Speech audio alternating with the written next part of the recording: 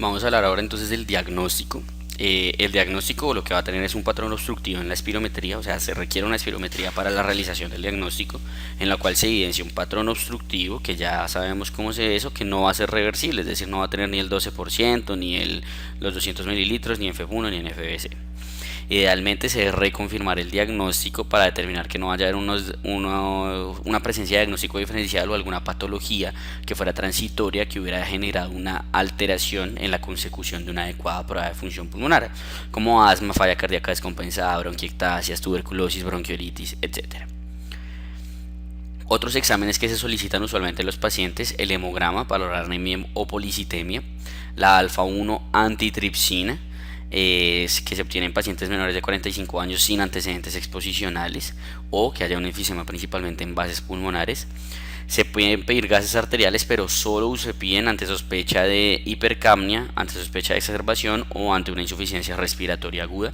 Y la radiografía de tórax se le pide sí o sí a todos los pacientes que están en una exacerbación, y algunos incluso dicen que radiografía de rutina a todos los pacientes. Digamos que aquí sí tenemos un mayor peso y una mayor validez para pedir una radiografía, especialmente en las exacerbaciones. A diferencia del asma, donde no se pedía de entrada, todo paciente pocoso exacerbado de entrada necesita una radiografía. ¿Qué se da en la radiografía de un paciente pocoso no exacerbado? Pues una hiperinsuflación pulmonar con un aplanamiento diafragmático, un corazón en gota de agua y demás. Pero en los pacientes exacerbados sí podemos llegar a encontrarnos esto. Aquí tenemos un paciente que claramente tiene un proceso consolidativo en la parte inferior del campo pulmonar izquierdo, no hace signo de la silueta, se alcanza a ver la silueta cardíaca, por lo que sugiere un compromiso del lóbulo inferior y aquí o posterior, y aquí pues claramente lo evidenciamos, se ve el signo de la columna y se ve que la consolidación está en la parte posterior. Listo.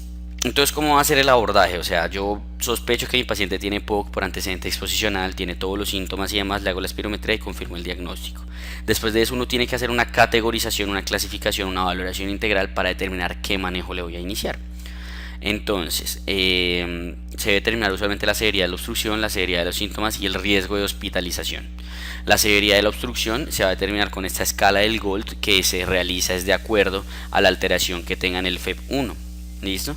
Si tiene un FEP1 mayor del 80% se dice que es leve, un FEP1 entre 50 y 80 se dice que es moderado y es un GOLD 2, si tiene un FEP1 entre 30 y 50 se dice que es severo y es un GOLD 3, y si tiene un FEP1 menor a 30 se dice que es muy severo y es un GOLD 4. Por otro lado, la severidad de los síntomas se puede valorar de dos maneras: mediante el MMRC, que es una escala de disnea creada específicamente para patología pulmonar, o mediante el CAT, que es un cuestionario que se realiza, pero realmente no es algo que se haga muy de rutina. Yo lo he visto realizar ya es como tal en neumología, más en medicina interna, medicina general, uno usualmente se limita al MMRC. El MMRC es una escala en la cual su valor cero es que el paciente solo queda con disnea cuando hace ejercicio vigoroso, o sea, todos nosotros. Un MMRC1 va a ser cuando el paciente siente disnea cuando le toca aumentar el paso o cuando está subiendo algo empinado. El MMRC2 va a ser cuando el paciente tiene que caminar a una velocidad menor a la de los pacientes de su misma edad. El MMRC3 va a ser cuando se cansa con menos de 100 metros. Y el MMRC4 va a ser cuando el paciente tiene disnea con actividades menores a las cotidianas, como cepillarse, como peinarse y esas cosas. ¿Listo? No existe como tal disnea en reposo en MMRC, eso es del NIHA. Y de acuerdo a eso que vimos, vamos a hablar de un abordaje integral. Digamos que la severidad de la obstrucción va a ser más como para cosas pronósticas y eso, pero para la clasificación en A, B, C y D nos vamos a basar en los síntomas y en el riesgo de exacerbación o de hospitalización. Entonces, en los síntomas, si uno tiene un MMRC de 0,1 va a estar o en A o en C, y si tiene un MMRC de 2 o más va a estar en B o en D.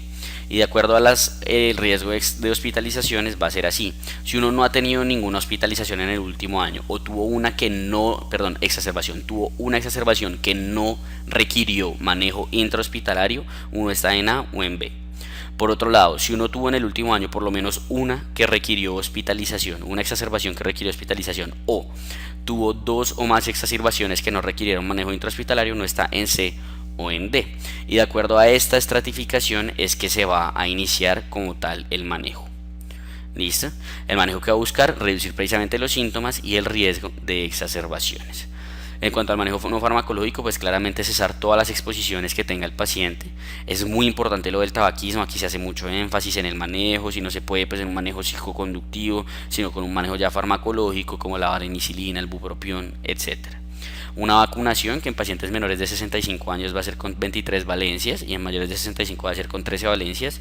Esto pues hablando del neumococo y pues la influenza anual que requieren estos pacientes.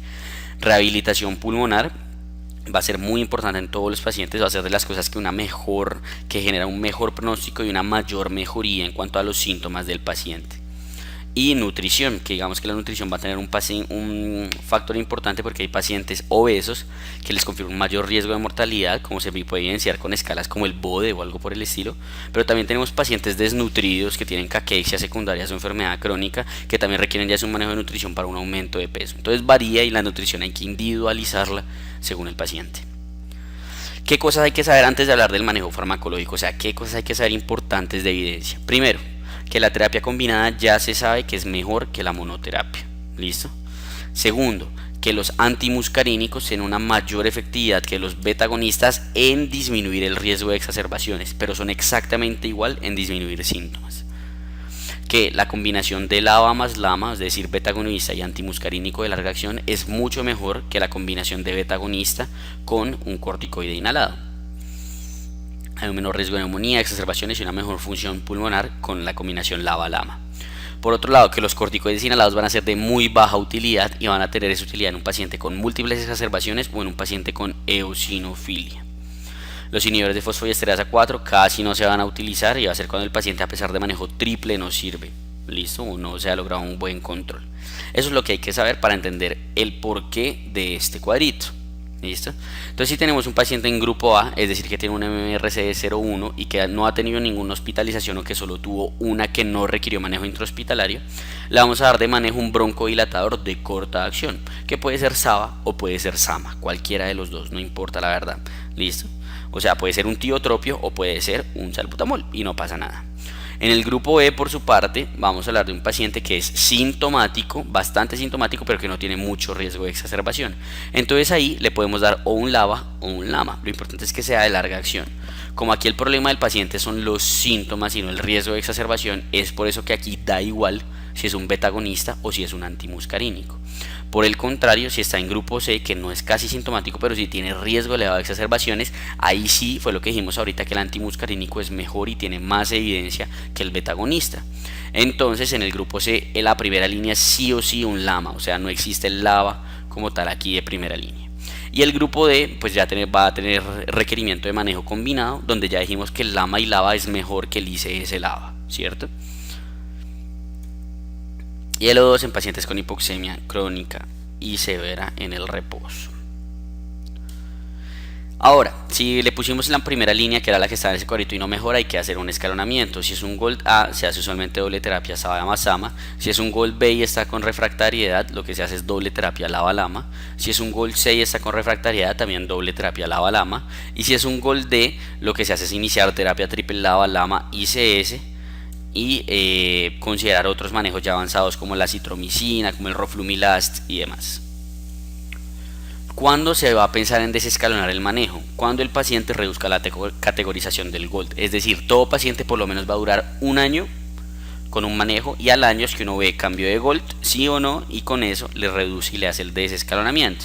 El problema son los GOLD D. En los GOLD D realmente no existe una buena evidencia para uno decir, no, cuando baja GOLD C lo puedo bajar a GOLD C. Existe un estudio que está en este momento en manejo. O sea, no existe la evidencia para GOLD C y la evidencia que existe es cuando ya bajan a GOLD B, ahí sí es escalonarlos. Existe un buen estudio que es el Wisdom, en el cual en pacientes con GOLD D que al año bajan a GOLD C con un buen seguimiento estricto, se puede lograr el desescalonamiento y parece ser que les va bien. ¿Listo?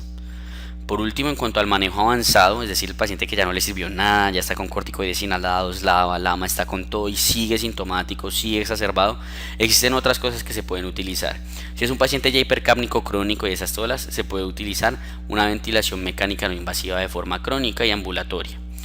También existen las opciones quirúrgicas. Esos pacientes, como dijimos que el principal problema es que se están inflando y no sacan nada de aire por el mismo proceso fisiopatológico que mencionamos en el asma, de la broncodilatación en la inhalación y la broncoconstricción en la expiración.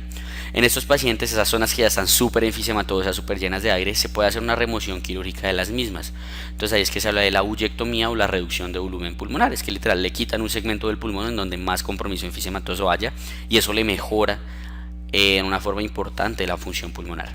Existe otra que es nueva, que es la válvula endobronquial. Y la válvula endobronquial lo que es un proceso endoscópico en el cual se meten, llegan al bronquio segmentario del segmento pulmonar que quieren generar pues la oclusión o el que les gustaría retirar si fuera una cirugía abierta, y le ponen una valvulita ahí en el bronquio. Esa valvulita lo que va a hacer es generar el efecto contrario de lo que ocurría fisiopatológicamente con la hiperinsuflación, es decir, va a permitir la expiración pero no va a permitir la inspiración. Entonces el paciente saca aire, no entra, y así por un buen tiempo hasta que genera una atelectasia selectiva o una atelectasia terapéutica del sitio más enfisematoso que era el que uno quería ocluir. Está la opción del trasplante pulmonar cuando es un paciente exacerbado con hipercapnia, cuando ya tiene una hipertensión pulmonar o alcohol pulmonar severo que no responde a quimioterapia, a oxigenoterapia, o cuando ya tiene alteraciones ya muy severas y difusas de su parénquima pulmonar. ¿Qué factores de mal pronóstico existen en estos pacientes? Que tengan una mayor severidad de la obstrucción, lo que dijimos del GOLD 1, 2, 3, 4, que no tenía tanta utilidad en clasificar en A, B, C o D, pero sí más en cuanto al pronóstico. Que tenga hiperreactividad bronquial, el BODE, que es otra escala que existe, donde como importante recordar que existe el índice de masa corporal. A mayor índice de masa corporal confiere un peor pronóstico para estos pacientes. Las exacerbaciones, eso es muy importante. Un paciente fogoso que se exacerba usualmente se va a seguir exacerbando y en algún momento pues va a morir. La hipercapnia, alteraciones de elevación de reactantes de fase aguda. Y algo raro es que las insuficiencias respiratorias agudas secundarias al EPOC no son un factor del mal pronóstico, no confieren una mayor mortalidad una vez está resuelto.